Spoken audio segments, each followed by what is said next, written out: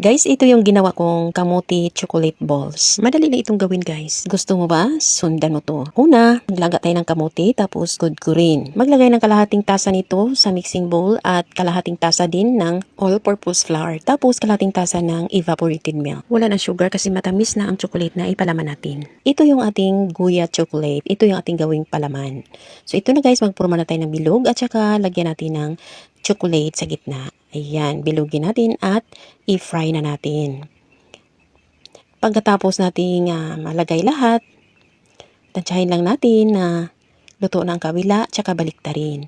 Ayan, hanguin na at patulong excess oil, ilagay natin sa pinggan. Coat natin ito sa powdered milk para mas lalong sumarap. Eto, tingnan nyo. Diba? Napakasarap tingnan. Tingnan natin.